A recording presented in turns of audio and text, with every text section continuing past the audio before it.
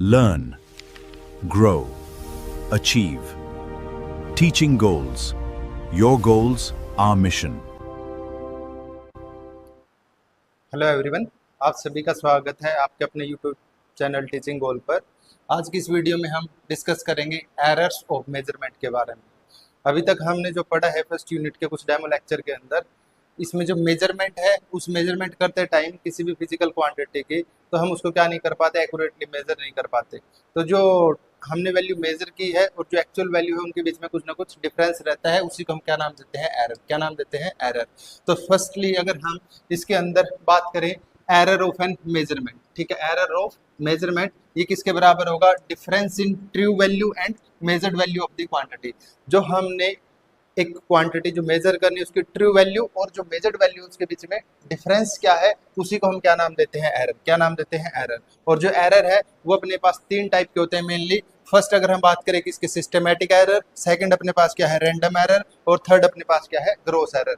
अब हम नेक्स्ट इसके अंदर इन तीनों एरर को वन बाय वन क्या करेंगे, स्टडी करेंगे। सबसे पहले अगर हम बात करें किसकी, सिस्टमैटिक एरर की, तो जो सिस्टमैटिक एरर है वो किसकी वजह से होता है, ऐसे एरर जिनका हमें कारण पता हो, जिसका जो कोज है अगर वो हमें पता हो तो उसको हम क्या नाम देते हैं, सिस्टमैटिक एरर। ठीक है, कोजेज ऑफ दिस एरर है वो अपने पास क्या होते हैं, नोन होते हैं। और इस एरर जिसका अगर हमें कारण पता है तो हम उनको क्या कर सकते हैं, मिनिमाइज कर सकते हैं, मीन्स इस एरर को हम रिमूव कर सकते हैं। इस एरर की हम मतलब कंप्लीटली तो रिमूव हम कर ही नहीं सकते, लेकिन हम इस एरर को क्या कर सकते हैं, मिनिमाइज कर सकते हैं। नेक्स्ट अपने पास इस सिस्टमैटिक एरर के भी अपने पास क्या होते हैं, डिफरेंट डिफरेंट टाइप होते हैं। अगर हम बात करें फर्स्ट वन अपने पास क्या है, इंस्ट्रूमेंटल एरर। क्या है अपने पास, इंस्ट्रूमेंटल एरर।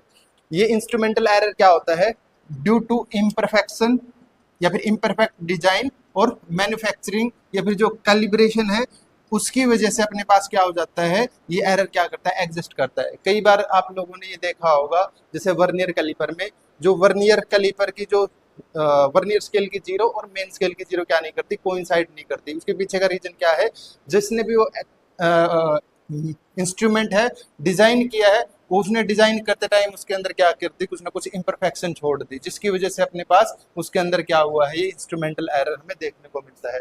और कई बार जैसे हम कोई भी क्वांटिटी जैसे मेजर करते हैं, जैसे अगर हम लेंथ मेजर करते हैं, अगर हम एक लेंथ ऐसे मीटर टेप से मेजर करें जिसका एक एंड क्या हो, कटा हुआ हो, तो उस केस में अपने पास जो हमने वैल्यू मेजर की है वो हो सकता है कि एक्चुअल वैल्यू से हमें क्या मिले, कम मिले। तो जो इंस्ट्रूमेंटल एरर है वो किसकी वजह से होता है, इंस्ट्रूमेंट के अंदर जो डिजाइन है, उसकी जो कैलिब्रेशन है, उसके अंदर जो गड़बड़ी है, उसकी वजह से जो एरर होगा उसको हम क्या नाम देंगे, इंस्ट्रूमेंटल एरर। क्या नाम देंगे, इंस्ट्रूमेंटल एरर। अब नेक्स्ट अगर हम इसी के अंदर बात करें, सेकंड अपने पास क्या है, imperfection in the experimental technique. Means ये अपने पास क्या है कि जब हम कोई एक्सपेरिमेंट करते हैं तो उस एक्सपेरिमेंट करने की जो अपनी टेक्निक है वो क्या हो सकती है, रॉन्ग हो सकती है, जिसकी वजह से जो मेजर्ड वैल्यू है अपने पास वो क्या कर सकती है, ट्रू वैल्यू से डिफर कर सकती है। एक अपने पास ये एरर होगा जिसको हम क्या बोलेंगे, imperfection due to experimental technique. Third अपने पास जो है, ये अपने पास सिस्टमैटिक एरर का जो थर्ड अपने पास जो टाइप है वो अपने पास क्या है, पर्सनल एरर। ये क्या है अपने पास, पर्सनल एरर। ये अपने पास किसकी वजह से होता है, due to inexperience of the observer. Means अगर कोई भी एक्सपेरिमेंट या फिर कोई भी फिजिकल क्वांटिटी को मेजर कर रहा है तो वो जरूरी नहीं कि वो एक्सपीरियंस बंदा हो, अगर वो कोई इन एक्सपीरियंस बंदा अगर ऑब्जर्वेशन करेगा तो उसकी वजह से अपने पास क्या हो सकता है, एरर आ सकता है, जिसको हम क्या नाम देते हैं, पर्सनल एरर। और ये personal error person to person क्या करता है, वेरी करता है। कोई एक बंदा एक्सपेरिमेंट कर रहा है तो उसके अंदर ये एरर कम मिल सकता है, किसी को ये एरर क्या मिल सकता है, ज्यादा मिल सकता है। अगर हम फोर्थ पॉइंट की बात करें, error due to external causes. Error due to external causes का मीनिंग ये है, जैसे हम कोई एक्सपेरिमेंट करते हैं, टेम्परेचर मेजर करते हैं। अब किसी क्वांटिटी का अगर हम टेम्परेचर मेजर करें, जैसे वाटर का ही कर ले, अब वो वाटर का टेम्परेचर है वो मतलब जो कोल्ड डेज में वो अलग होता है, और जो अपने पास हॉट डेज है उसके अंदर वो हमें क्या मिलता है, अलग मिलता है। जो एक्सटर्नल इन्वायरमेंटल फैक्टर है उसकी वजह से भी अपने पास क्या हो सकती है, जो हमने वैल्यू मेजर की है और जो ट्रू वैल्यू है वो क्या कर सकती है, डिफर कर सकती है। इसको हम क्या नाम देते हैं, error due to external causes. इसको हम क्या नाम देते हैं, error due to external causes. अगर हम फिफ्थ पॉइंट की बात करें, लिस्ट काउंट एरर की, किसकी बात करें हम, लिस्ट काउंट एरर की। ये लिस्ट काउंट एरर क्या होता है अपने पास, सबसे पहले तो हमें ये पता होना चाहिए कि ये लिस्ट काउंट क्या होती है। हमें क्या पता होना चाहिए, लिस्ट काउंट क्या होती है। लिस्ट काउंट वो वाली क्वांटिटी होगी, वो वाली स्मॉलेस्ट क्वांटिटी होगी जिसको क्या कर सकते हैं, मेजर कर सकते हैं बाय मेजरिंग इंस्ट्रूमेंट। एक मेजरिंग इंस्ट्रूमेंट के द्वारा सबसे स्मॉलेस्ट वैल्यू जो मेजर की जा सकती है उसी को हम क्या नाम देते हैं, लिस्ट काउंट। क्या नाम देते हैं, लिस्ट काउंट। और जो इस लिस्ट काउंट की वजह से भी क्या हो सकता है, एक एरर एग्जिस्ट कर सकता है जिसको हम क्या नाम देंगे, लिस्ट काउंट एरर। क्या नाम देंगे, लिस्ट काउंट एरर। जैसे हम अगर किसी भी मीटर स्केल की लिस्ट काउंट की बात करें, जब आप लोग कोई एक स्केल देखते हो मीटर स्केल, तो उस मीटर स्केल के अंदर क्या होगा अपने पास, जो सबसे स्मॉलेस्ट डिवीजन है वो कितने का होगा, 1/10 सेंटीमीटर का। कितने का होगा अपने पास, 1/10 सेंटीमीटर का। मीन्स क्या है अपने पास, जो एक दो मेन स्केल के बीच की जो रीडिंग है वो कितनी होगी, 10 सेंटीमीटर होगी। और जो एक स्मॉल बॉक्स होगा, जो मिनिमम डिस्टेंस जो हम मीटर स्केल का यूज करके मेजर कर सकते हैं वो कितनी हो सकती है, 1/10 सेंटीमीटर। इसको हम क्या बोल सकते हैं, 0.1 सेंटीमीटर। क्या बोल सकते हैं, 0.1 सेंटीमीटर। जो अपना नॉर्मल स्केल होता है, उस नॉर्मल स्केल की जो लिस्ट काउंट है वो कितनी होती है, 0.1 सेंटीमीटर। मीन्स इस नॉर्मल स्केल का यूज करके हम क्या कर सकते हैं, मिनिमम डिस्टेंस वो कितनी मेजर कर सकते हैं, 0.1 सेंटीमीटर। कितनी मेजर कर सकते हैं, 0.1 सेंटीमीटर। नेक्स्ट अगर हम बात करें वर्नियर स्केल की, तो ये वर्नियर स्केल है, ये अपने पास क्या है, ये एक ऐसा स्केल होगा जिसकी लिस्ट काउंट है वो क्या होगी अपने पास, और छोटी होगी। लिस्ट काउंट छोटी होने का मीनिंग क्या है, इसकी जो लिस्ट काउंट है वो अपने पास क्या है, 1/100 सेंटीमीटर है। 1/100 सेंटीमीटर है। मीन्स ये है कि ये 1 सेंटीमीटर के 100वें हिस्से को क्या कर सकता है, एक्यूरेटली मेजर कर सकता है कौन, वर्नियर स्केल। और अगर हम बात करें कि इसकी मीटर स्केल की, ये 1 सेंटीमीटर के 10वें हिस्से को क्या कर सकता है, एक्यूरेटली मेजर कर सकता है। मीन्स मिनिमम वैल्यू हो कितनी मेजर की जा सकती है, 0.1 सेंटीमीटर मीटर स्केल के द्वारा। और 0.001 सेंटीमीटर है अपने पास मेजर की जा सकती है किसके द्वारा, अपने पास वर्नियर स्केल के द्वारा। कितनी की जा सकती है, 0.01 सेंटीमीटर मेजर की जा सकती है वर्नियर स्केल के द्वारा। अगर हम बात करें स्क्रू गोज की, ये स्क्रू गोज अपने पास क्या होता है, ये 1 सेंटीमीटर के 100वें हिस्से को भी क्या कर सकता है, मेजर कर सकता है। इसकी जो लिस्ट काउंट है वो सबसे कम होती है अगर हम इन प्रैक्टिकल इंस्ट्रूमेंट की बात करें। जो मैकेनिकल इंस्ट्रूमेंट है उनमें इसकी जो एरर है, जो सॉरी लिस्ट काउंट ऑफ अपने पास क्या होगी, स्मॉलेस्ट होगी, वो कितनी होगी, 1/1000 सेंटीमीटर। वो कितनी होगी, 1/1000 सेंटीमीटर। और यहाँ पे अपने पास एक ये पॉइंट बनता है, वो क्या है अपने पास, जितनी लिस्ट काउंट एरर स्मॉल होगा, जितना लिस्ट काउंट एरर स्मॉल होगा, हम उतना ही क्या कर सकते हैं, रिजल्ट को एक्यूरेटली मेजर कर सकते हैं। एग्जाम्पल के लिए, अगर किसी भी आपको थिन प्लेट की अगर थिकनेस मेजर करनी है, तो उसके लिए आप अगर स्क्रू गोज यूज करोगे तो आपकी एक्यूरेसी वो क्या रहेगी, हाई रहेगी। अगर वर्नियर स्केल यूज करोगे तो मॉडरेट रहेगी, और मीटर स्केल यूज करोगे तो उसमें तो एक्यूरेसी रहने वाली है ही नहीं, मीन्स उसमें एरर क्या रहेगा, ज्यादा रहेगा।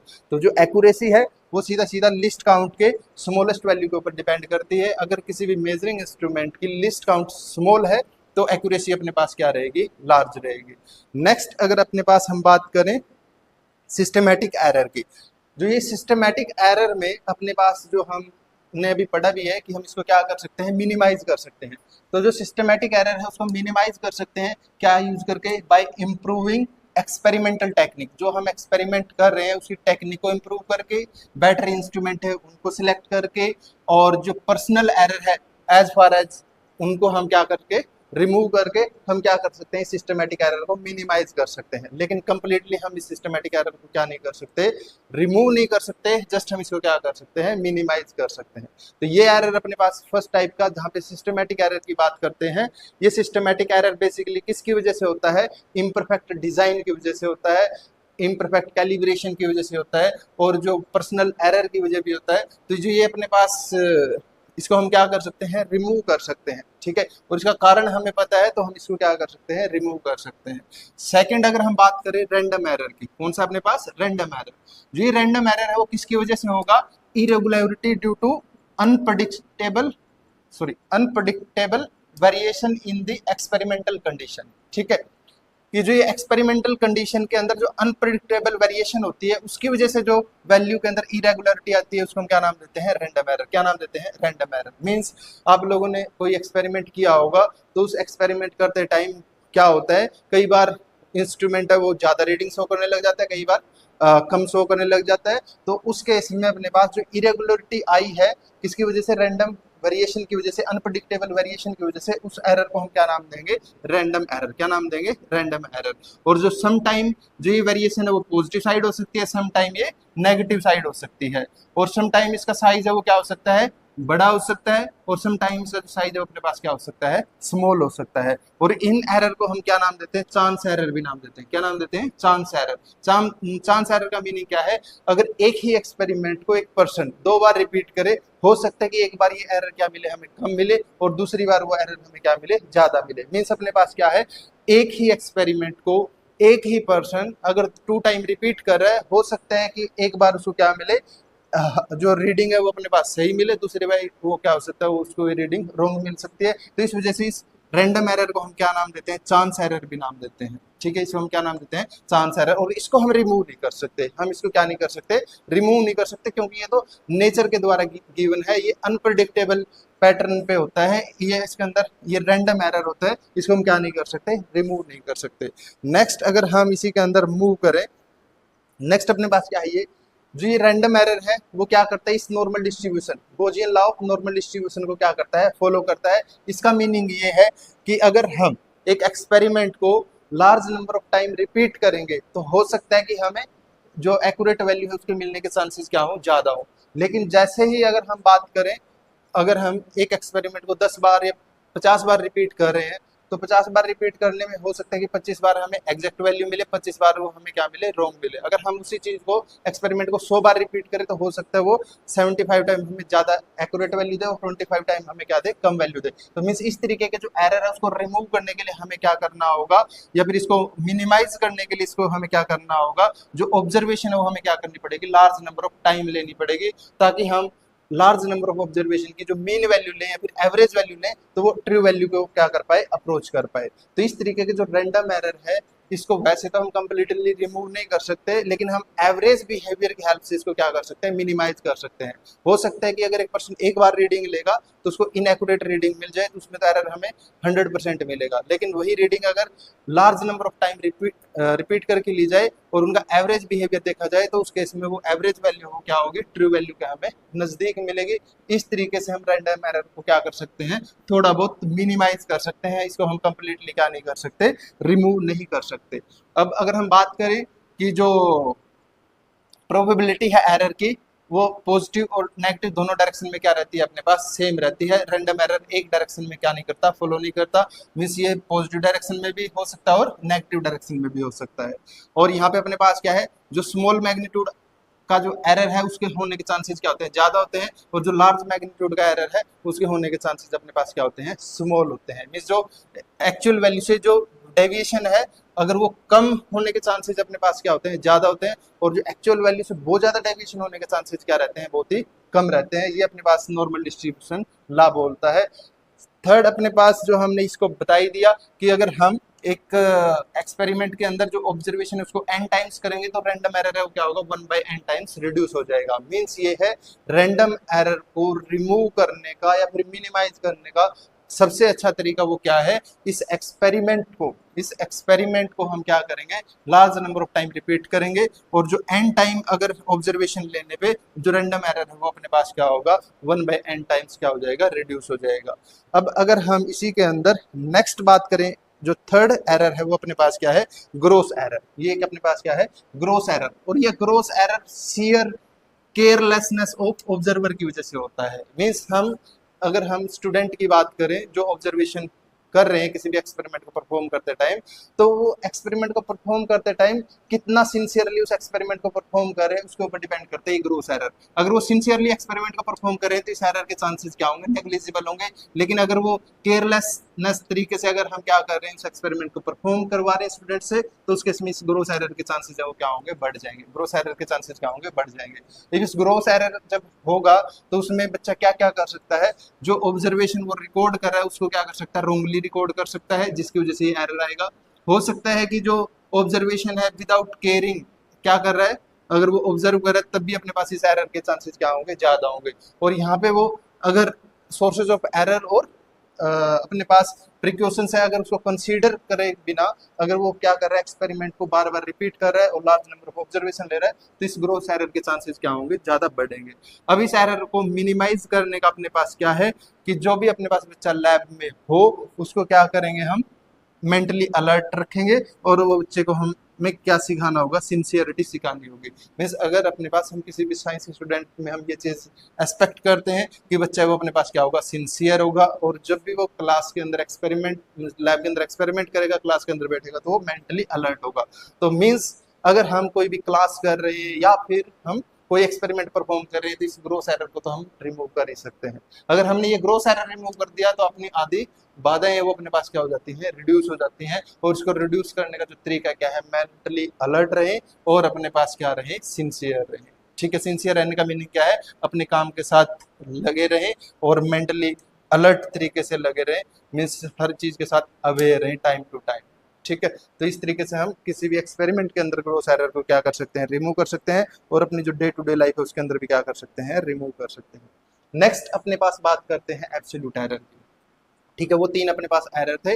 अब जो ये एब्सोल्यूट एरर है, ये मैथमेटिकल एरर की बात करते हैं हम। जब भी हम कोई एक्सपेरिमेंट करते हैं तो उसके अंदर कौन कौन से मैथमेटिकल एरर आते हैं ऑब्जर्वेशंस के अंदर। फर्स्ट अपने पास क्या होता है, एब्सोल्यूट एरर। फर्स्ट क्या अपने पास, ये एब्सोल्यूट एरर। और जो ये एब्सोल्यूट एरर हो किसकी वजह से होगा, difference between true value and individual measured value. जैसे अगर कोई वैल्यू है, उस वैल्यू के अंदर एब्सोल्यूट एरर कितना है, वो अपने पास क्या होगा, उसकी इंडिविजुअल मेजर्ड वैल्यू कितनी है और उसकी जो एक्चुअल में जो ट्रू वैल्यू है या फिर मीन वैल्यू है वो कितनी है, उन दोनों का जो डिफरेंस है वो अपने पास क्या होता है, एब्सोल्यूट एरर। क्या होता है, एब्सोल्यूट एरर। और जो ट्रू वैल्यू, मीन वैल्यू या फिर बेस्ट पॉसिबल वैल्यू, ये सारी एक ही बात होती है। मीन्स मीन वैल्यू का मीनिंग क्या है, लार्ज नंबर ऑफ ऑब्जर्वेशन करके अगर हम एवरेज वैल्यू को ले लें तो उसको क्या बोलेंगे, मीन वैल्यू। और इसी को हम ट्रू वैल्यू भी बोल सकते हैं, इसी को हम बेस्ट पॉसिबल वैल्यू भी बोल सकते हैं। इसके लिए हमें क्या करना है, जितनी भी हमने ऑब्जर्व करके ये रीडिंग ली है सभी को हम क्या करेंगे, ऐड करके नंबर ऑफ ऑब्जर्वेशन से क्या कर देंगे, डिवाइड कर देंगे। तो यहाँ से हमें क्या मिलेगी, मीन वैल्यू। क्या मिलेगी, मीन वैल्यू।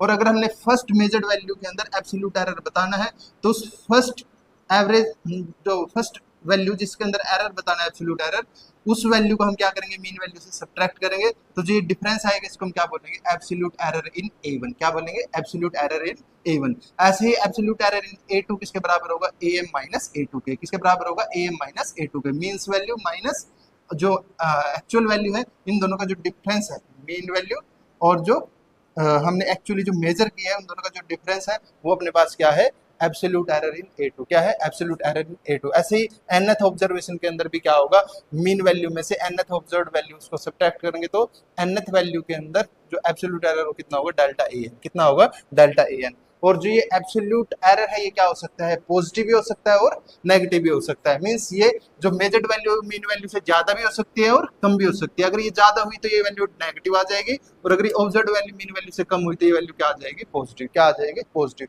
तो मींस मीन एब्सोल्यूट एरर वो क्या हो सकता है, पॉजिटिव भी हो सकता है और ये नेगेटिव भी हो सकता है। तो ये अपने पास बात है किसकी, एब्सोल्यूट एरर की। नेक्स्ट अगर हम बात करें मीन एब्सोल्यूट एरर, नाम से ही पता चल रहा है हम इसके अंदर क्या करना है, मीन एब्सोल्यूट एरर। मींस जितने भी हमने एब्सोल्यूट एरर फाइंड आउट किए हैं उनका हमें क्या करना होगा, मीन लेना होगा। क्या करना होगा, मीन लेना होगा। उसके लिए हम क्या करेंगे, जितने भी हमने एब्सोल्यूट एरर निकाले जैसे delta A1, delta A2, delta AN, सभी का हम क्या करेंगे, मोड करेंगे। मोड करने का मीनिंग ये है, जो ये एब्सोल्यूट एरर पॉजिटिव भी हो सकता था, नेगेटिव भी हो सकता था, मोड लेने से अब जी वैल्यू हमेशा क्या रहेगी, पॉजिटिव रहेगी। क्या रहेगी, हमेशा पॉजिटिव रहेगी।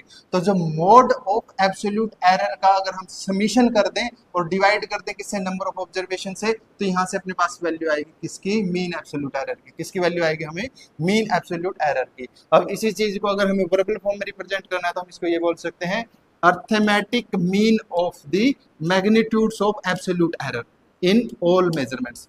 जितनी भी हमने एक्सपेरिमेंट के अंदर जो मेजरमेंट की है, ऑब्जर्वेशन की है, उन सभी ऑब्जर्वेशन के अंदर जितने भी एब्सोल्यूट एरर है उनके मैग्नीट्यूड को हम क्या कर लेंगे, मीन, अर्थमेटिक मीन ले लेंगे। तो वहां से अपने पास क्या बन जाएगा, मीन एब्सोल्यूट एरर। क्या बन जाएगा, मीन एब्सोल्यूट एरर। और इसी चीज को अगर हमें सिंपल फॉर्म में लिखना है तो हम इसको क्या कर सकते हैं, जो ऊपर वाली समीशन वाली टर्म है उसको हम क्या कर सकते हैं, समीशन लगा के डेल्टा AI के मोड के ऊपर अपने पास क्या कर सकते हैं, 1/n से डिवाइड करके इस मीन एब्सोल्यूट एरर को फाइंड आउट कर सकते हैं। और जो फाइनल रिजल्ट है जब भी हम लिखेंगे वो फाइनल रिजल्ट क्या होगा, mean value plus minus mean absolute error. क्या होगा अपने पास, किसी भी वैल्यू को अगर हम रिप्रेजेंट करना होगा, जैसे फाइनल रिजल्ट लिखेंगे तो फाइनल रिजल्ट किसके बराबर होगा, मीन वैल्यू हमें कितनी मिली है प्लस माइनस जो मीन एब्सोल्यूट एरर है वो कितना आया है, वो हमें क्या करना होगा, इसके अंदर रिप्रेजेंट करना होगा। नेक्स्ट अपने पास हम यहाँ से क्लियरली एक बात पता चल रही है कि जो ये फाइनल रिजल्ट है उस फाइनल रिजल्ट की वैल्यू हमेशा मीन वैल्यू से थोड़ा पॉजिटिव की साइड और थोड़ा नेगेटिव की साइड, दोनों साइड क्या करेगी, डेविएट करेगी। तो मींस जो ये फाइनल रिजल्ट की वैल्यू है वो mean value minus mean absolute error से mean value plus absolute error के बीच में क्या करेगी, ये लाई करेगी। तो ये बात थी अपने पास किसकी, मीन एब्सोल्यूट एरर की। नेक्स्ट अगर हम बात करें रिलेटिव और फ्रैक्शनल एरर की, क्या बात करें हम, रिलेटिव और फ्रैक्शनल एरर। रिलेटिव और फ्रैक्शनल एरर क्या होता है, जब भी हमने एक रिजल्ट निकाला था क्वांटिटी ए के लिए, तो कितना था, A mean plus minus delta A mean, A mean plus minus delta A mean means mean value plus minus mean absolute error. अब अगर हम मीन एब्सोल्यूट एरर को मीन वैल्यू से ही डिवाइड कर दें तो अपने पास क्या आ जाता है, रिलेटिव एरर। क्या आ जाता है, रिलेटिव एरर। इसी को हम क्या बोलते हैं, फ्रैक्शनल एरर। क्या बोलते हैं, फ्रैक्शनल एरर। मीन्स जो मीन एब्सोल्यूट एरर है वो मीन वैल्यू के साथ कितना रेशियो रखता है, उसी को हम क्या बोलेंगे, रिलेटिव एरर। क्या बोलेंगे, रिलेटिव एरर। इसी को हम क्या बोलेंगे, फ्रैक्शनल एरर। क्या बोलेंगे, फ्रैक्शनल एरर। बात करें नेक्स्ट अपने पास क्या है, परसेंटेज एरर। जो भी हमें ये फ्रैक्शनल एरर मिला है, जो भी हमें ये रिलेटिव एरर मिला है, इसी को अगर हम 100 से क्या कर दें, मल्टीप्लाई कर दें और पीछे परसेंटेज साइन लगा दें, तो ये किस में कन्वर्ट हो जाएगा, परसेंटेज एरर में। किस में कन्वर्ट हो जाएगा, परसेंटेज एरर में। नेक्स्ट अगर हम इसी के अंदर बात करें प्रोपेगेशन ऑफ एरर की, नेक्स्ट हम बात करें किसकी, प्रोपेगेशन ऑफ एरर की। तो जो प्रोपेगेशन ऑफ एरर क्या बोलता है कि किन्हीं भी दो क्वांटिटी के अंदर जो एरर होगा, जैसे अगर हम कोई दो क्वांटिटी, एक ए है एक बी है, अगर हम इनको सम करें तो ए क्वांटिटी के अंदर जो एरर है, बी क्वांटिटी के अंदर एरर है, तो जो ऐड करते टाइम तो अपने पास क्या होगा, जो एब्सोल्यूट एरर है वो क्या होगा, ऐड हो जाएगा। क्या हो जाएगा, एब्सोल्यूट एरर है वो सीधा सीधा क्या हो जाएगा, ऐड हो जाएगा। चाहे अगर हम डिफरेंस देखें ये दो क्वांटिटी का, चाहे हम समीशन देखें, तो जो एब्सोल्यूट एरर है वो हमेशा क्या होता है, ऐड होता है। क्या होता है, हमेशा ऐड होता है। तो जो मैक्सिमम एब्सोल्यूट एरर है वो क्या होगा, दोनों क्वांटिटी के अंदर एब्सोल्यूट एरर के सम के बराबर होगा। क्या होगा, दोनों क्वांटिटी के अंदर एब्सोल्यूट एरर के सम के बराबर होगा, चाहे यहाँ पे समीशन हो, चाहे यहाँ पे क्या हो, डिफरेंस हो। तो यहाँ पे एक चीज हमेशा ध्यान रखना कि जो एब्सोल्यूट एरर के टर्म में हम बात करेंगे, जब क्या होगा, समीशन और सब्ट्रैक्शन होगा, और जब भी अपने पास मल्टीप्लिकेशन और डिवीजन होगा तब हम वहां पे बात करेंगे किसकी, परसेंटेज एरर की या फिर फ्रैक्शनल एरर की। किसकी बात करेंगे हम, फ्रैक्शनल एरर की या फिर परसेंटेज एरर की। अगर हम बात करें इसमें एरर इन द प्रोडक्ट में, प्रोडक्ट में एरर क्या होगा, अपने पास जो एक्स क्वांटिटी जो हमें मिली है, इस एक्स क्वांटिटी के अंदर जो मैक्सिमम फ्रैक्शनल एरर है वो किसके बराबर होगा, ए क्वांटिटी के अंदर फ्रैक्शनल एरर कितना है प्लस बी के अंदर फ्रैक्शनल एरर कितना है। सेम तरीके से अगर एक्स ए बाई बी का रेशियो है, तो इस केस में भी अपने पास क्या होगा, जो मैक्सिमम फ्रैक्शनल एरर है वो क्या होगा, दोनों क्वांटिटी के अंदर फ्रैक्शनल एरर का सम होगा। दोनों क्वांटिटी के अंदर फ्रैक्शनल एरर का क्या होगा, सम होगा।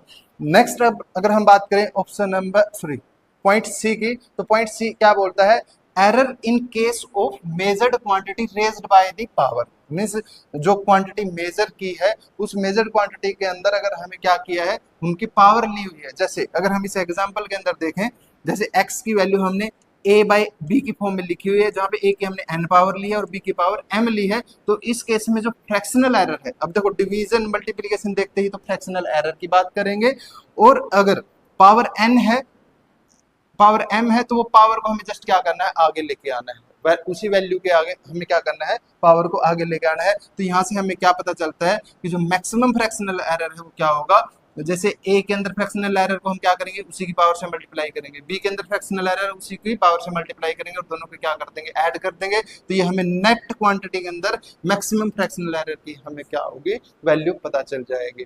तो यहाँ से अब अगर दो क्वांटिटी हमने मेजर की है, अगर उन दोनों क्वांटिटी के अंदर कुछ ना कुछ एरर है, अब अगर उन दोनों क्वांटिटी को ऐड कर रहे हैं तो एब्सोल्यूट एरर है वो क्या होगा, सीधा सीधा ऐड हो जाएगा। सब्ट्रैक्ट कर रहे हैं तो एब्सोल्यूट एरर सीधा सीधा मतलब ऐड हो जाएगा।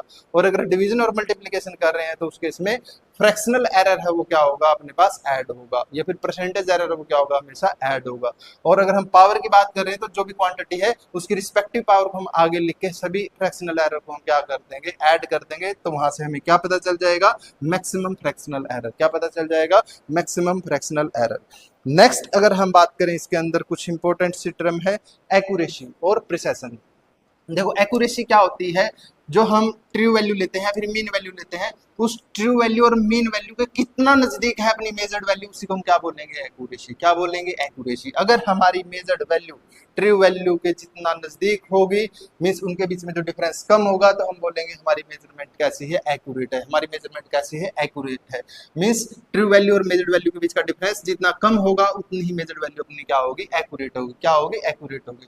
थर्ड अगर हम इसी के अंदर थोड़ा साइड में प्रोसेशन की बात करें तो ये प्रोसेशन सीधा सीधा अपने पास किसके ऊपर डिपेंड करता है, रिजोल्यूशन या फिर अपने पास लिमिट किसकी, मेजरिंग इंस्ट्रूमेंट की। मीन्स अपने पास क्या है, हम किसी भी जो मेजरमेंट है उसको प्रिसाइज कब बोलेंगे, जब हम उसके अंदर स्मॉल लिस्ट काउंट के इंस्ट्रूमेंट को यूज करेंगे, मीन्स हाई प्रिसाइज वाले इंस्ट्रूमेंट को क्या करेंगे, यूज करेंगे, तो हम हमारी जो मेजरमेंट है उसको हम क्या बोलेंगे, हाईली प्रिसाइज मेजरमेंट। क्या बोलेंगे, हाईली प्रिसाइज मेजरमेंट। तो ये प्रिसिशन क्या होता है अपने पास, ये सीधा सीधा जो अपना मेजरिंग इंस्ट्रूमेंट उसकी लिस्ट काउंट के ऊपर क्या करता है, डिपेंड करता है। जितनी स्मॉल लिस्ट काउंट होगी उतनी ही अपने पास प्रिसिशन क्या होगी, ज्यादा होगी। जितनी अपने पास लिस्ट काउंट स्मॉल होगी उतनी ही अपने पास प्रिसिशन क्या होगी, ज्यादा होगी। जैसे अगर हम बात करें वर्नियर कैलिपर का यूज करके अगर हम कर रहे हैं तो लिस्ट काउंट कितनी उसकी 0.01 सेंटीमीटर, और अगर हम स्क्रू गोज का यूज करें तो क्या अपने पास 0.01 सेंटीमीटर। तो अपने पास जो स्क्रू गोज है वो क्या है, हाईली प्रिसाइज मेजरमेंट देगा। क्या देगा, हाईली प्रिसाइज मेजरमेंट देगा। और जो वर्नियर कैलिपर है उसकी जो प्रिसाइज मेजरमेंट है वो अपने पास क्या होगी, कम होगी। तो हाईली एक्यूरेट अगर हमें वैल्यू नोट करनी है तो हमें क्या करना है, ट्रू वैल्यू और मेजर्ड वैल्यू के बीच में डिफरेंस कम रखना है। और अगर हाईली प्रिसाइज वैल्यू को हमें नोट करना है तो उस केस में हमें क्या करना होगा, स्मॉलेस्ट लिस्ट काउंट वाले मेजरिंग इंस्ट्रूमेंट को क्या करना पड़ेगा, यूज करना पड़ेगा। नेक्स्ट अगर हम बात करें, और जरूरी नहीं है कि जो हमने हाईली एक्यूरेट वैल्यू मेजर किया है वो हाईली प्रिसाइज भी हो सकता है कि जो हाईली प्रिसाइजन वाली वैल्यू क्या हो जाए, अपने पास लीस्ट एक्यूरेसी वाली हो जाए, क्या हो जाए, कम एक्यूरेसी वाली हो जाए। एग्जांपल के लिए ये देख लो, अगर अपने पास एक ट्रू वैल्यू है किसी भी पर्टिकुलर वैल्यू की, वो ट्रू वैल्यू अपने पास क्या है, किसी क्वांटिटी की मान लो ये 3.678 सेंटीमीटर, कोई क्वांटिटी है जिसकी एक्चुअल या फिर ट्रू वैल्यू कितनी है, 3.67 सेंटीमीटर। अगर हमने एक एक्सपेरिमेंट करके उसकी वैल्यू को मेजर किया और वो वैल्यू फर्स्ट हमने मेजर की 3.5 सेंटीमीटर, कितनी मेजर की, 3.5 सेंटीमीटर, और एक हमने मेजर की 3.38 सेंटीमीटर, कितनी की, 3.38 सेंटीमीटर। ये हमने मेजर की मान लो किसका यूज करके, मीटर स्केल का यूज करके। ये हमने मेजर की अपने पास वर्नियर स्केल का यूज करके।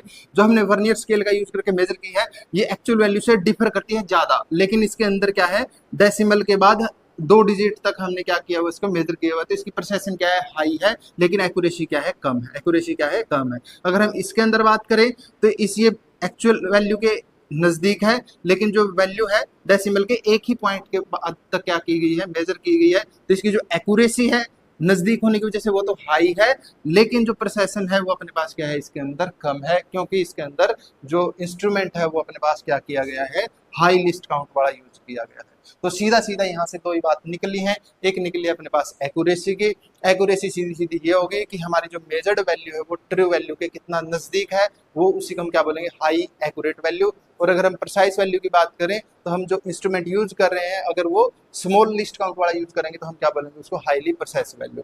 ठीक है, और जरूरी नहीं है कि जो हाईली प्रिसाइज वैल्यू है वो क्या हो, एक्यूरेट भी हो सकता है कि जो मोस्ट एक्यूरेट वैल्यू है उसकी एक्यूरेसी मतलब प्रिसिशन है वो क्या हो, स्मॉल हो, और जो हाई प्रिसिशन वाली वैल्यू है उसके अंदर एक्यूरेसी क्या हो, स्मॉल हो। तो ये पॉसिबिलिटी हो सकती है।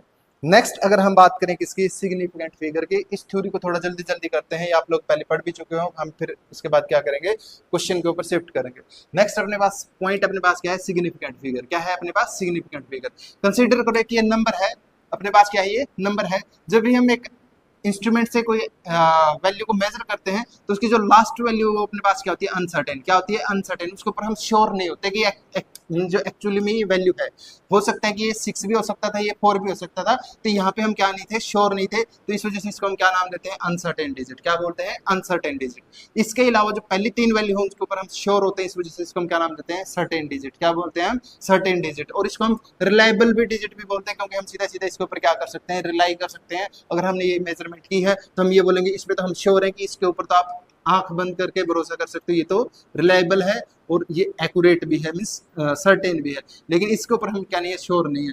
तो जो लास्ट अनसर्टेन डिजिट और जो पहले इससे पहले वाली जो सर्टेन डिजिट का जो सम है, इनको हम क्या नाम देते हैं, सिग्निफिकेंट फिगर। क्या नाम देते हैं, सिग्निफिकेंट फिगर। जो लास्ट अनसर्टेन डिजिट और उससे पहले जितनी भी सर्टेन और रिलायबल डिजिट है उन सभी का जो सम है उसी को हम क्या नाम देंगे, सिग्निफिकेंट फिगर। क्या नाम देंगे, सिग्निफिकेंट फिगर। ये सिग्निफिकेंट फिगर की क्या थी अपने पास, डेफिनेशन थी।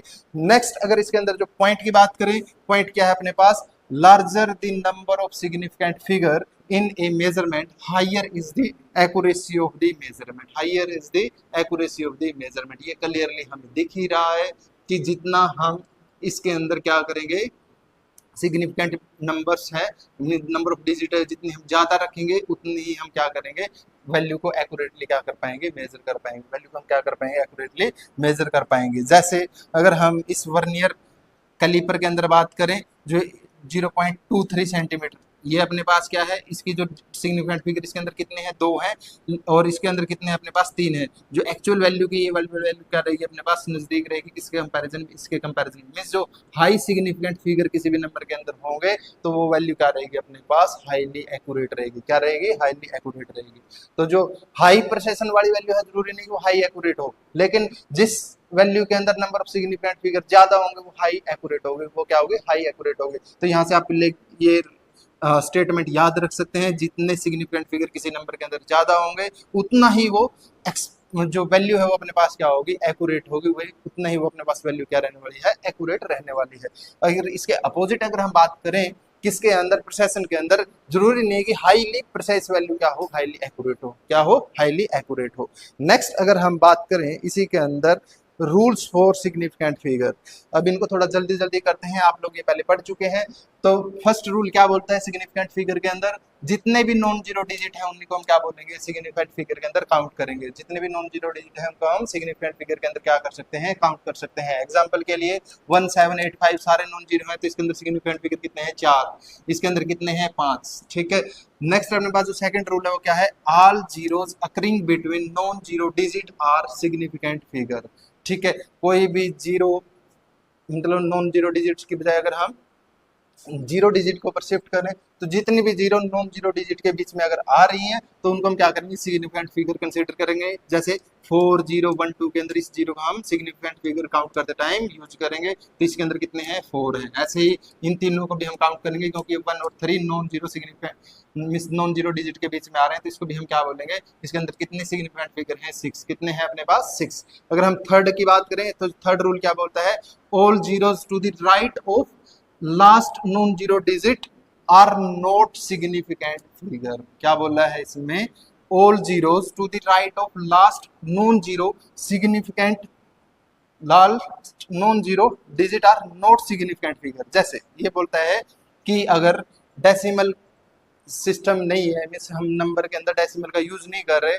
और जितने भी उस नंबर के लास्ट में जीरो होंगी, ट्रेलिंग जीरो होंगी, वो अपने पास क्या नहीं होंगी, लिस्ट काउंट के अंदर, सॉरी जो सिग्निफिकेंट फिगर है उसके अंदर हम क्या नहीं करेंगे, काउंट नहीं करेंगे। जैसे 210 है, इसके अंदर डेसिमल नहीं है, तो इस जीरो को हम नहीं काउंट करेंगे। ऐसे ही इसके अंदर जो ये 00 है, इसको हम क्या नहीं करेंगे, काउंट नहीं करेंगे। अगर यही चीज डेसिमल के बाद होती तो हम इनको क्या करते, काउंट करते। अगर हम फोर्थ पॉइंट की बात करें, zeros to the right of decimal point and to the left of non zero digits are not significant. क्या बोला हमने, देखो जो ये एक नंबर है, कंडीशन ये है कि ये नंबर के आगे डेसिमल से पहले क्या होना चाहिए, 0 होना चाहिए। अगर यहाँ पे 1 है तो ये सारी काउंट हो जाएंगी। अगर इस डेसिमल से पहले 0 है और इस डेसिमल के बाद जितने भी 0 है और इस नॉन जीरो डिजिट से पहले जितनी भी है अपने पास 0 है, इनको हम क्या नहीं करेंगे, सिग्निफिकेंट फिगर में काउंट नहीं करेंगे। तो इसके अंदर सिग्निफिकेंट फिगर कितने हैं, 2 है, कितने हैं, 2 हैं। अगर इसके अंदर बात करें तो इसके अंदर कितने हैं, 4 है, इसके अंदर कितने हैं, 4 है। तो ये अपने पास फर्स्ट 4 रूल थे सिग्निफिकेंट फिगर को काउंट करने के लिए।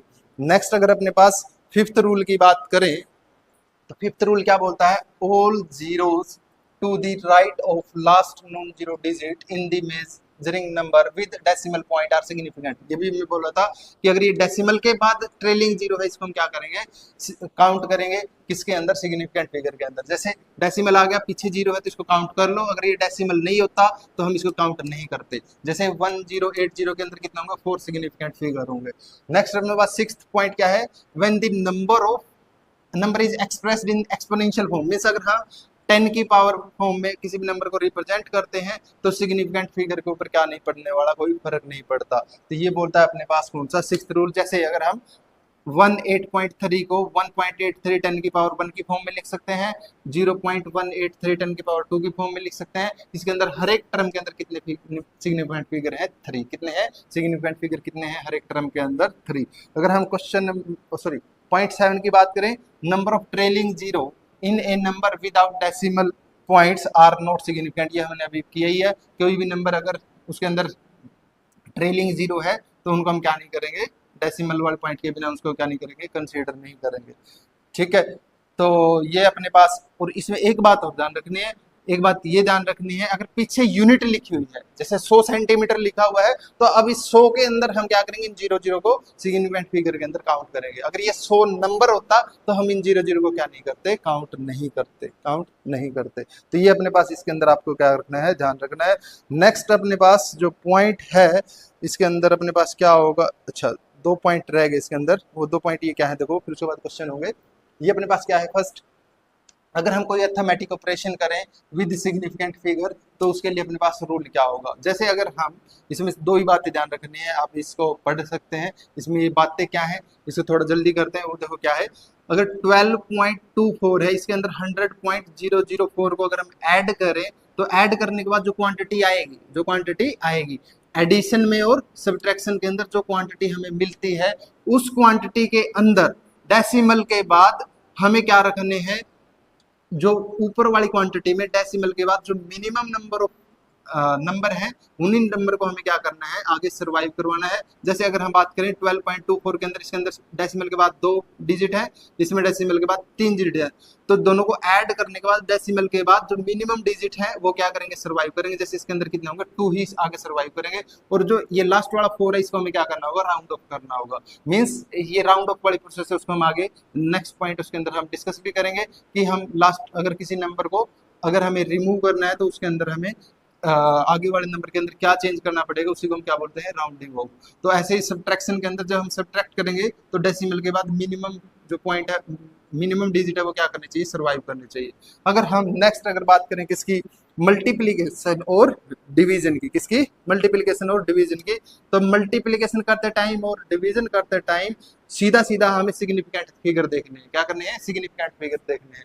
मीन्स जब हम क्या करेंगे, 2 क्वांटिटी है उनको मल्टीप्लाई करेंगे, 2 क्वांटिटी उनको डिवाइड करेंगे, तो जो भी हमें रिजल्ट मिलेगा, तो हमने जिन क्वांटिटी को मल्टीप्लाई या डिवाइड किया है उनमें सबसे सिग्निफिकेंट फिगर जिसमें सबसे कम है, वही सिग्निफिकेंट फिगर हमें किसके अंदर करने हैं, रिजल्ट के अंदर सर्वाइव करवाने हैं। वही हमें सिग्निफिकेंट फिगर रिजल्ट के अंदर क्या करने हैं, सर्वाइव करवाने हैं। इस वाले पॉइंट को आप अच्छे से जानते ही होंगे और इसको ध्यान में रखना है। इसमें ध्यान में रखने वाली बात एक इतनी सी ये है कि डेसिमल के बाद एडिशन के अंदर हमें डेसिमल वाले नंबर, लिस्ट नंबर काउंट करने हैं। और अगर देखो ये रिजल्ट आप लोग इसमें गड़बड़ कर देते, क्या अगर यहाँ पे इधर इसकी बजाय 0 की जगह 1 होता और इसको यहाँ पे होता, तो ये आप क्या करते कि दोनों में 4 4 है तो 4 ही सर्वाइव करेंगे। लेकिन ध्यान क्या रखना है, इसमें ध्यान रखने वाली बात ये है, प्लस और माइनस में हमेशा डेसिमल के बाद उतने ही सिग्निफिकेंट फिगर होंगे जितना अपने पास जो हमने वैल्यू यूज की है उसके अंदर जो मिनिमम डेसिमल पॉइंट के बाद सिग्निफिकेंट फिगर है। ठीक है, नेक्स्ट अपने पास अगर हम बात करें राउंडिंग ऑफ की, और उसके बाद अपने पास इसके अंदर क्या मिलेंगे, हमें क्वेश्चन देखने को मिलेंगे। तो नेक्स्ट अपने पास इसके अंदर बात करते हैं राउंडिंग ऑफ की। किसकी बात करते हैं, राउंडिंग ऑफ की। तो देखो rounding off A measurement, rounding off the measurement, rounding off क्या होता है अपने पास, मीन्स कंप्यूटेशन करने के बाद, मीन्स कैलकुलेशन करने के बाद क्या होगा, अगर किसी भी क्वांटिटी के अंदर एक से ज्यादा अनसर्टेन डिजिट है, क्या है, एक से ज्यादा अनसर्टेन डिजिट है, तो उस केस में उन अनसर्टेन डिजिट को रिमूव करने के लिए हमें क्या करना होगा, अप्रोप्रिएट सिग्निफिकेंट फिगर तक हमें लेके आने के लिए इस प्रोसेस को अपनाना होगा। इस प्रोसेस को हम क्या नाम देते हैं, राउंडिंग ऑफ। क्या नाम देते हैं, राउंडिंग ऑफ। मीनिंग ये है कि हम 2 क्वांटिटी के मैथमेटिक्स करने के बाद, मीन्स उसमें एडिशन, सब्ट्रैक्शन, मल्टीप्लिकेशन जो भी हमें करना है, करने के बाद जो रिजल्ट आएगा उस रिजल्ट के अंदर हो सकता है कि एक से ज्यादा अनसर्टेन डिजिट हो, तो उस केस में उसमें एक अनसर्टेन डिजिट तक उसको कन्वर्ट करने के लिए हमें क्या करना होगा, उसके अंदर राउंडिंग ऑफ प्रोसेस की हेल्प लेनी पड़ेगी। तो ये राउंडिंग ऑफ प्रोसेस के अपने पास रूल है। फर्स्ट रूल क्या बोलता है, if digit to be dropped in a number is less than 5 then proceeding digit है वो क्या रहेगी, रिमेन अनचेंज। मींस जैसे ये नंबर है, अगर इसके अंदर इस 4 को राउंड ऑफ करना है तो ये 4 क्या है, 5 से कम है, तो इससे पहले वाले के अंदर हम कोई चेंज नहीं करेंगे, तो रिजल्ट क्या आ जाएगा, 8.6। अगर इसके अपोजिट अगर हम बात करें, अगर हमें जो डिजिट ड्रॉप करनी है अगर वो 5 से ज्यादा है तो उससे पहले वाले नंबर के अंदर हम क्या कर देंगे, एक ऐड कर देंगे। जैसे 6.87 के अंदर इस 7 को ड्रॉप करना है, ये 5 से ज्यादा है, तो इससे आगे वाले के अंदर हम एक ऐड कर देंगे, तो रिजल्ट कितना आ जाएगा, 6.87। 6.9 कितना आ जाएगा 6.9 मीन्स जो भी वैल्यू हमें ड्रॉप करनी है उसके अंदर अगर वो वैल्यू क्या है 5 से छोटी है तो हम पीछे वाले को सेम रखेंगे, 5 से अगर ज़्यादा है तो उसके अंदर हम 1 है उसको क्या कर देंगे ऐड कर देंगे। नेक्स्ट अपने पास जो थर्ड रूल है ये अपने पास इंपॉर्टेंट पॉइंट है। ये इंपॉर्टेंट पॉइंट आपको क्या करना है समझना है। वो पॉइंट ये है कि जब भी नंबर 5 या फिर 5 फॉलोड बाय 0, 5 फॉलोड बाय 0, तो अगर अपने पास ऐसा कोई नंबर है अगर उसको हमें ड्रॉप करना है तो उसके लिए हमें क्या करना होगा, 5 को ड्रॉप करना हो या फिर 5 फॉलोड बाय 0 उसको अगर हमें ड्रॉप करना हो तो उस केस में पहले वाले नंबर को हमें क्या करना है देखना होगा। अगर वो पहले वाला नंबर ओड है तो उसके अंदर एक ऐड करेंगे, पहले वाला नंबर इवन है तो उसको हम क्या रखेंगे सेम रखेंगे। क्या रखेंगे सेम। जैसे ये 5 है इसके बाद अगर 0 होता तो इसको 5 को ड्रॉप करने के लिए इससे पहले वाला नंबर इवन है तो इसको हमने क्या रखा सेम, और अगर ये 5 है और इससे आगे अगर नंबर 0 होता है या फिर कुछ भी नंबर होता तो अगर इससे आगे वाला नंबर क्या है ओड तो इसके अंदर हमने क्या कर दिया एक ऐड कर दिया। क्या कर दिया एक ऐड कर दिया। तो ये राउंडिंग ऑफ के 4 ही रूल हैं। 5 से अगर बड़ा नंबर ड्रॉप करना है तो एक ऐड कर देंगे पीछे वाले में, अगर छोटा नंबर है तो उसको हम एज इट इज रखेंगे, और अगर 5 या फिर 5 से फॉलोड बाय 0 अगर इसको ड्रॉप करना हो तो पहले वाला नंबर अगर ओड है तो उसमें 1 ऐड करेंगे, और अगर इवन है तो उसको हम क्या रखेंगे सेम रखेंगे। क्या रखेंगे सेम रखेंगे। तो ये अपने पास इसका थ्योरेटिकल पॉइंट ऑफ व्यू था जहाँ पे हमने सारे कंसेप्ट पढ़े सिग्निफिकेंट फिगर के लिए, राउंडिंग ऑफ के लिए, एरर के लिए, और जो एरर के टाइप्स हैं ग्रोस एरर, रैंडम एरर, और जो सिस्टमेटिक एरर उनको मिनिमाइज कैसे कर सकते हैं, और जो मैथमेटिकल एरर है एब्सोल्यूट एरर है, मीन एब्सोल्यूट एरर है, फ्रैक्शनल एरर है, परसेंटेज एरर है, जितने भी हमने एरर थे इस चैप्टर को हमने क्या किया अभी डिस्कस किया है। अभी इसके अंदर एक दो कुछ क्वेश्चन है उनको हम प्रैक्टिस करेंगे और उससे हम जो हमने फॉर्मूले पढ़े हैं उनको हम क्या करेंगे यूज करेंगे जो आपके एग्जाम में पूछे जाते हैं। अगर हम एक क्वेश्चन की बात करें, इस क्वेश्चन के अंदर हम जो पहले मैथमेटिक्स वाले मीन्स जो मैथमेटिकल कैलकुलेशन के अंदर जैसे एब्सोल्यूट एरर है, मीन एब्सोल्यूट एरर है, फ्रैक्शनल एरर है, परसेंटेज एरर, उन सारे फॉर्मूले इसी एक क्वेश्चन के अंदर हम क्या कर लेंगे यूज करके इसको स्टडी करेंगे। देखो क्या है, the refractive index of water is found to have the value 1.29, 1.33, 1.34, 1.35, 1.32, 1.36, 1.30, 1.33। तो इनकी मीन वैल्यू कैलकुलेट करनी है, एब्सोल्यूट एरर निकालने हैं, रिलेटिव एरर निकालने हैं और परसेंटेज एरर निकालने हैं। सारी वैल्यू हमें क्या करनी है इसके अंदर कैलकुलेट करनी है।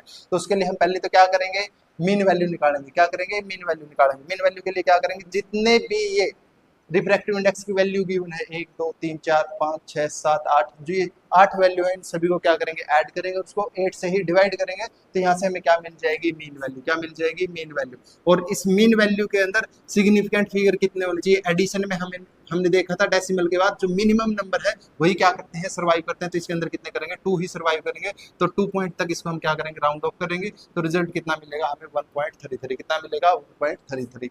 अब अगर हम एब्सोल्यूट एरर की बात करें तो फर्स्ट क्वांटिटी के अंदर एब्सोल्यूट एरर क्या होगा उसके लिए हम क्या करेंगे इस मीन वैल्यू में से इस एब्सोल्यूट वैल्यू उसको क्या कर देंगे सब्ट्रैक्ट करेंगे तो ये वैल्यू मिल जाएगी। अगर सेकंड के अंदर निकालना है तो सेकंड में से इसको हम मीन वैल्यू में से एक्चुअल वैल्यू उसको डिफरेंस कर देंगे तो ये आ जाएगा। तो सभी क्वांटिटी के अंदर एब्सोल्यूट एरर हमें मिल जाएगा। और उसके बाद अपने पास क्या है मीन एब्सोल्यूट एरर निकालने के लिए हम क्या करेंगे जितने भी ये एब्सोल्यूट एरर आए हैं सभी को ऐड करके 8 से क्या कर देंगे डिवाइड कर देंगे। ध्यान इसमें ये रखना है जो नेगेटिव एरर है उनका हमें क्या करना है मोड लेना है। सभी का एरर का हमें क्या करना है मोड लेना है। तो जो यहाँ पे जितने भी एब्सोल्यूट एरर है उनका हमें क्या करना है मोड लेना है। तो यहाँ पे आई की बजाय क्या है ये मोड है। क्या है अपने पास ये मोड है। ठीक है। अगर अपने पास जो ये मीन एब्सोल्यूट एरर आ गया तो अपने पास ये वैल्यू बन जाएगी। अब जो ये रिजल्ट लिखना है तो उसके लिए अपने पास मीन वैल्यू 1.33 प्लस माइनस 0.02 ये अपने पास क्या मिलेगी रिफ्रैक्टिव इंडेक्स की वैल्यू बन जाएगी। अगर हमें फ्रैक्शनल एरर या रिलेटिव एरर की बात करनी है तो हमें क्या करना होगा जो मीन एब्सोल्यूट एरर है उसको एरर की जो मीन वैल्यू उससे क्या करेंगे डिवाइड करेंगे तो यहाँ से हमें क्या मिल जाएगा फ्रैक्शनल एरर। क्या मिल जाएगा फ्रैक्शनल एरर या फिर रिलेटिव एरर। और उसको अगर हम 100 से मल्टीप्लाई कर दें तो क्या मिल जाएगा परसेंटेज एरर। क्या मिल जाएगा परसेंटेज एरर। तो इस तरीके का क्वेश्चन लंबे क्वेश्चन मतलब जो क्वेश्चन आते हैं उनमें पूछा जाता है। हमारे जो ऑब्जेक्टिव क्वेश्चन उसके अंदर ये कम ही पूछे जाते हैं। मिस चांसेस कम है पूछने को तो कुछ भी पूछ सकता है। लेकिन जो अपने पास जो ये वाले क्वेश्चन नेक्स्ट क्वेश्चन जो होंगे मतलब 5-6 जो क्वेश्चन हम डिस्कस करेंगे ये वाले क्वेश्चन के अंदर टाइप है एग्जाम में आने के चांसेस ज़्यादा है। हो सकता है ये भी आ जाए वरना इस टाइप के क्वेश्चन है वो एग्जाम में पूछे जाने की प्रोबेबिलिटी क्या होती है ज़्यादा होती है। अगर हम इसमें क्वेश्चन नंबर 2 की बात करें, क्वेश्चन नंबर 2 क्या बोलता है, the density of solid sphere of metal is determined by measuring its mass and its diameter, the maximum percentage error density के अंदर कितना दे रखा है, x/100%, if relative error in the measuring mass and the diameter are 6% and 1.5%, मास के अंदर 6% है, diameter के अंदर कितना है 1.5% है, तो वैल्यू हमें किसकी फाइंड आउट करनी है, एक्स की, किसकी फाइंड आउट करनी है, एक्स की। और ये आरपीएससी 2024 के अंदर जो फर्स्ट ग्रेड एग्जाम है उसके अंदर आया हुआ है, पीजीटी एग्जाम के अंदर। तो डेंसिटी हमें पता है मास पर मीटर, वॉल्यूम कितना होता है स्फीयर का 4/3 पाई आर क्यूब, रेडियस को हम डायमीटर बाय 2 के स्क्वायर मतलब डायमीटर बाय 2 की फॉर्म में लिख सकते हैं, तो यहाँ से फॉर्मूला बनेगा ये।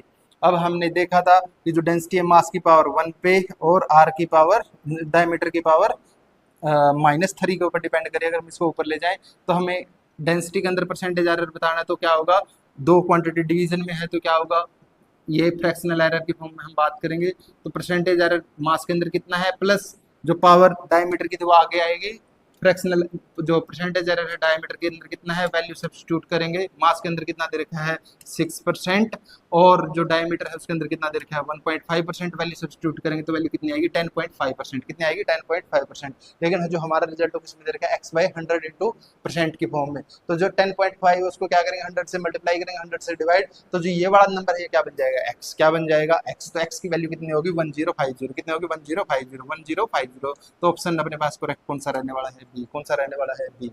तो ये अपने पास क्या था परसेंटेज के ऊपर, मीन्स अगर अपने पास जो हमने लास्ट में रूल भी किया था, थर्ड रूल, जहाँ पे हमने बोला था कि जो क्वांटिटी है वेरिएबल की पावर के ऊपर डिपेंड कर रही है और वो डिवीजन में है तो पावर आगे आ जाती है और फ्रैक्शनल एरर को हम क्या कर देते हैं, परसेंटेज एरर को क्या कर देते हैं, ऐड कर देते हैं। इसी टाइप का एक क्वेश्चन ये है, फिजिकल क्वांटिटी है डी, वो 4 वेरिएबल के साथ रिलेटेड है, उनका जो रिलेशन है वो अपने पास क्या है, p की पावर 2, q की पावर 3, r की पावर 1 और s की पावर रूट, और ये डिवीजन में है। तो the percentage error measured value के अंदर p के अंदर दे रखा है 1%, q के अंदर दे रखा है 3%, r के अंदर दे रखा है 2%, s के अंदर दे रखा है 4%। तो हमें बताना है कि परसेंटेज एरर जो क्वांटिटी डी है उसके अंदर कितना होगा। ये केवीएस एनवीएस अभी 2025 में एग्जाम हुआ था, उसके अंदर क्वेश्चन आया हुआ था। ये अपने पास क्या बोलता है, डी क्वांटिटी ऐसे दे रखी है तो डी के अंदर परसेंटेज एरर क्या होगा, ये पावर आएगी 2 आगे, p के अंदर परसेंटेज एरर कितना है +3 आएगा आगे, q के अंदर परसेंटेज एरर कितना है प्लस आर की पावर -1 है तो 1 आएगा आगे, आर के अंदर परसेंटेज एरर कितना है, ऐसे एस की पावर -1/2 है तो हाफ आएगा आगे, और एस के अंदर परसेंटेज एरर कितना है, ये वाली वैल्यू परसेंटेज एरर की हमें गिवन है। इधर ये वाली वैल्यू अगर हम सब्स्टिट्यूट करेंगे तो जो हमारा रिजल्ट है वो कितना निकल के आएगा 15%, कितना निकल के आएगा 15%। तो वैल्यू कितनी रहेगी अपने पास, आंसर कितना रहेगा 15%। तो इस टाइप के क्वेश्चन है उसके आने की प्रोबेबिलिटी क्या होती है, ज्यादा होती है, किस पे, एरर के ऊपर बेस, किसके ऊपर, एरर के ऊपर बेस। ठीक है, नेक्स्ट अगर हम क्वेश्चन नंबर 4 की बात करें, नंबर ऑफ सिग्निफिकेंट फिगर कितने हैं इस नंबर के अंदर वो आप लोग बता ही दोगे, इसमें हमने रूल स्टडी कर ही लिए हैं। इन जीरो को हम काउंट करेंगे तो 1 2 3 4 5 6, तो 6 इसके अंदर सिग्निफिकेंट फिगर क्या होंगे, रहने वाले होंगे। ठीक है, तो इस नंबर के अंदर सिग्निफिकेंट फिगर कितने होंगे, 6, कितने होंगे 6।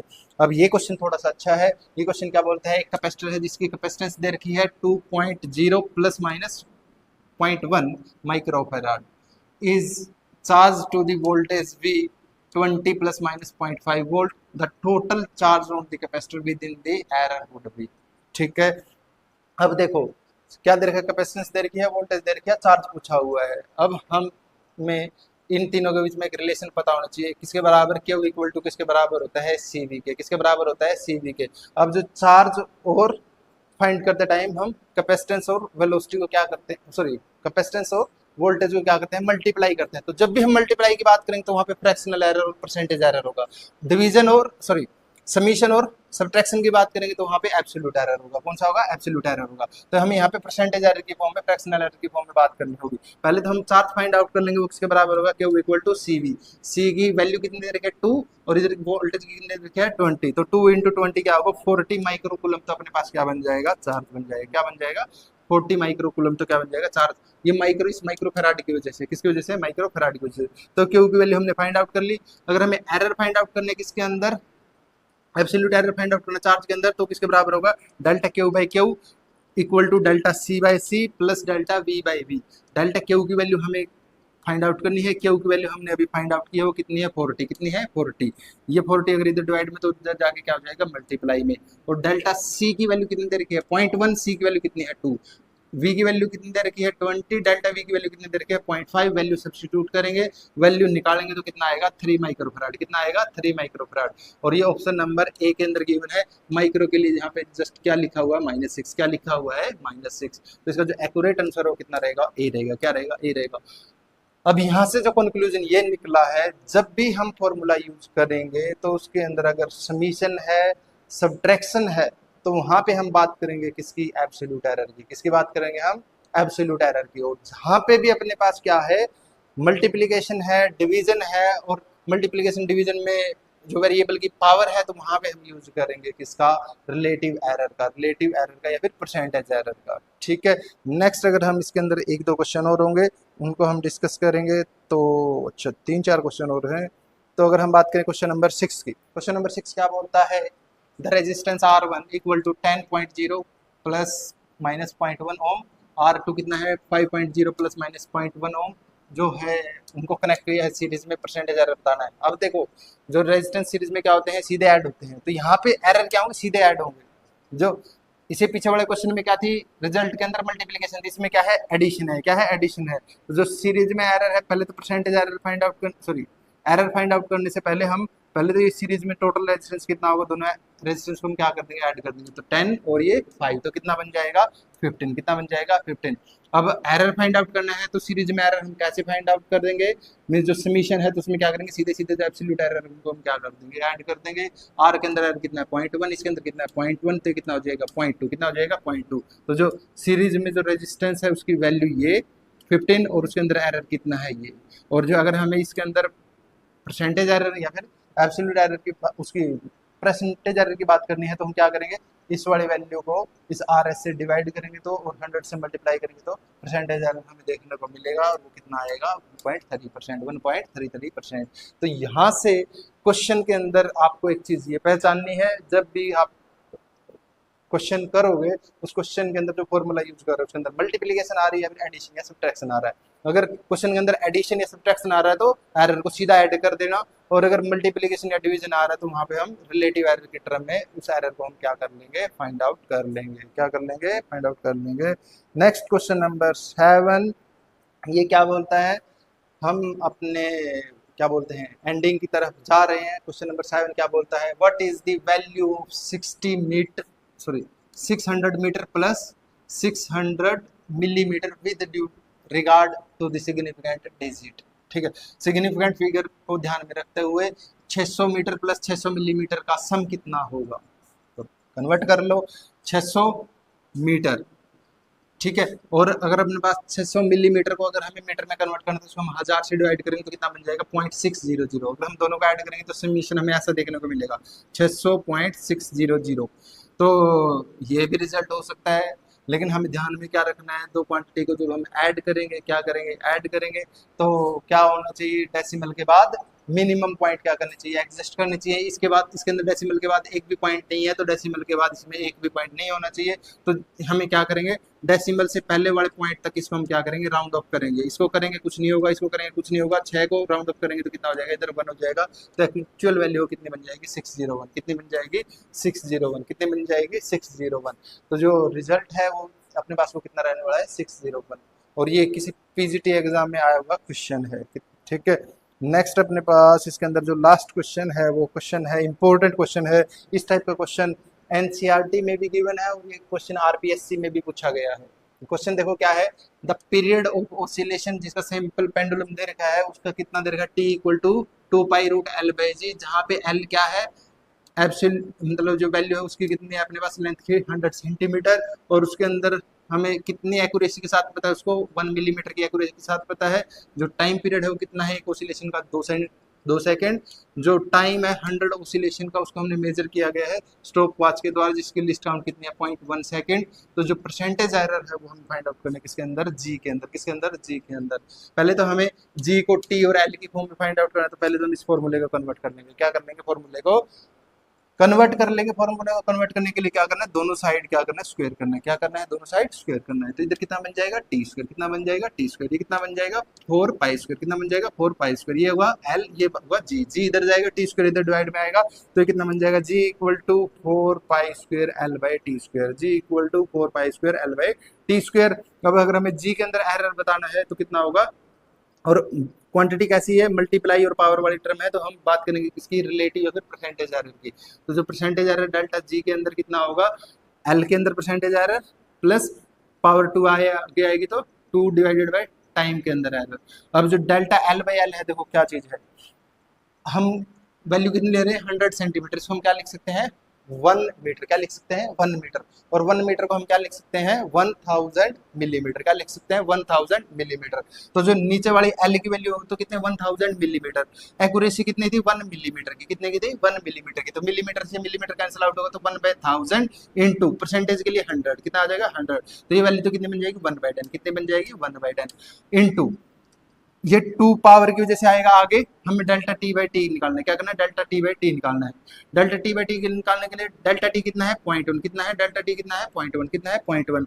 और जो टाइम है वो कितना है, 100 ऑसिलेशन का। कितना है, 100 ऑसिलेशन का। एक ऑसिलेशन का टाइम कितना देर का, 2 सेकंड। 100 कितना हो जाएगा, 200। तो टाइम है वो कितना आ जाएगा, 200 सेकंड। और जो एक्यूरेसी कितनी है, 0.1 की। 2 से पावर, जो ये टी स्क्वायर की वजह से 2 पावर आ गई थी, और 100 किसकी वजह से, परसेंटेज की वजह से। किसकी वजह से, परसेंटेज की वजह से। तो इन दोनों को रिजल्ट कितना आएगा, 1/10। 1/10 तो कितना बन जाएगा, 0.2। कितना बन जाएगा, 0.2। तो रिजल्ट अपने पास इसके अंदर क्या रहने वाला है, 0.2%। क्या रहने वाला, 0.2%। और ये क्वेश्चन इसी टाइप का एक एनसीईआरटी के अंदर सोल्ड एग्जाम्पल भी है, ये आरपीएससी 2025 के अंदर भी क्वेश्चन आया हुआ है। ठीक है, तो हो गया लेक्चर। ठीक है, तो यहाँ तक अपने पास आज हमने क्या देखा है, जो एरर्स इन मेजरमेंट, हमने एक चैप्टर डिस्कस किया है यूनिट फर्स्ट का, जो 4th चैप्टर है, और ये हमारा लास्ट डेमो लेक्चर रहने वाला है। इसके बाद जो हम सिलेबस कवर करेंगे वो सारा किसमें होगा, ऐप के अंदर होगा। और सिलेबस करने का जो तरीका है वो आप लोगों ने अभी तक 2-3 लेक्चर में देख लिया है। हो सकता है कि जो पीछे वाले लेक्चर है उनकी वीडियो क्वालिटी में और जो मतलब क्या बोल सकते हैं, टेक्नोलॉजी पे शिफ्ट करने में उस लेक्चर के अंदर प्रॉब्लम हो सकती है, मतलब। लेकिन उन चीज़ों के अंदर आप क्वालिटी के ऊपर जाओ, मतलब एक बार उसको ऊपर से ना देखो कि एक वीडियो कैसे बनी है कैसे नहीं, आप कंटेंट की तरफ देखो कि आपको कंटेंट में क्या मिल रहा है, क्या थ्योरी आपको अप्रोप्रिएट मिल रही है, क्या उसके अंदर आपको क्वेश्चन अप्रोप्रिएट प्रैक्टिस करवाए जा रहे हैं। और इन्हीं के अलावा अगर हम हमारे इस बैच की बात करें तो एस्टेट 2026 पीजीटी फिजिक्स का जो बैच है, जिसका जो एग्ज़ाम बोल रहे हैं कि नवंबर में होगा, तो उसका जो पूरा का पूरा कंप्लीट सिलेबस मैं मतलब सितंबर और अक्टूबर 2 महीने में ऐप के अंदर आपको कम्प्लीटली प्रोवाइड करवा दूंगा, टॉपिक वाइज। ठीक है, जैसे फर्स्ट यूनिट होगी, ऐसे करते करते 12th तक की जो सारी यूनिट है उनका जो टॉपिक वाइज थ्योरी प्लस उनके प्रैक्टिस क्वेश्चन, उनकी जो सभी वीडियो लेक्चर, और साथ में जो ये पीडीएफ हम यूज कर रहे हैं, ये पीडीएफ जो हमने बनाई है, मैंने कम से कम 3 से 4 घंटे लगते हैं एक पीडीएफ को बनाने में।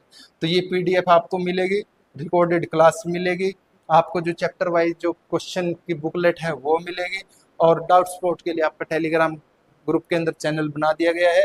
उसकी जो फीस है, नामात्र फीस, वो कितने हैं, 1499 रुपये। आप लोग इसको एक्सप्लोर कर सकते हो।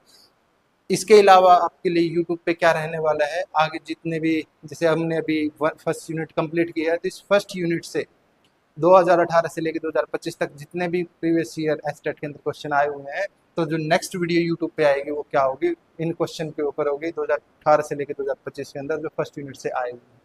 ठीक है, तो आज की इस डेमो लेक्चर के अंदर इतना ही। बाकी हम मिलते हैं नेक्स्ट यूट्यूब वाली जो वीडियो, जिसके अंदर हम प्रीवियस ईयर क्वेश्चंस है वो डिस्कस करेंगे यूनिट फर्स्ट से। ठीक है, थैंक यू। टीचिंग गोल्स को अभी सब्सक्राइब करें और कंप्लीट बैच पाने के लिए हमारा ऐप डाउनलोड करें। आपकी सफलता हमारा लक्ष्य।